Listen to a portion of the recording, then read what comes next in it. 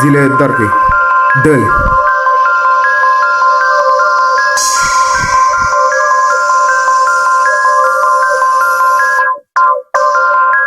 Am să plec de jos, ambiționat, un vis frumos. Trecutul n-a fost valoros, dar cândva voi fi un boss. Am să plec de jos, ambiționat, spre un vis frumos. Trecutul n-a fost valoros, dar cândva voi fi un boss. Nu-mi da lecții de viață că am avut destule. Știu să fac din nimic scule. Ăștia judecau, nu înțelegeau formule. Merg în față, nu ca ușosele. Cu aripile rupte produc schele. Am să le arăt că au știu doar să se înșele. Să se înșele.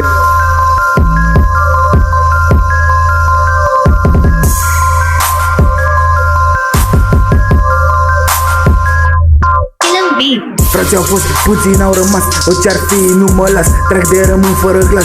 Nu ascult de valet că sunt un as. Orice-ar fi, lapis de dăm pas. Nu cad, evit orice impas.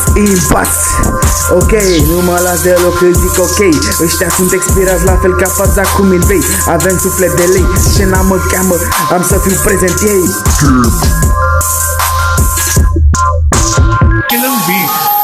A venit neagul pe zonă, mâncava-și gura voastră.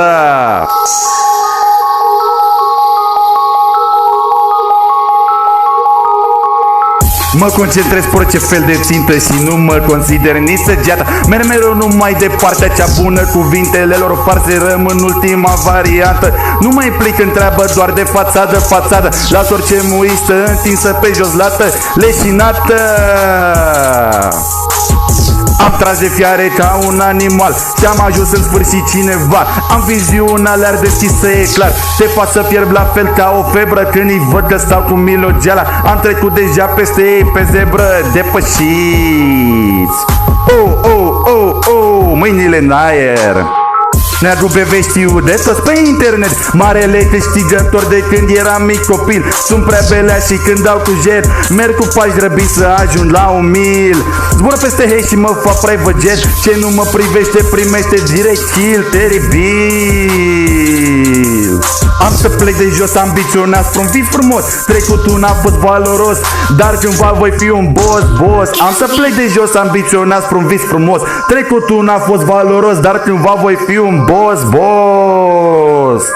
Să se știe bine, țineți minte asta. Suntem zei.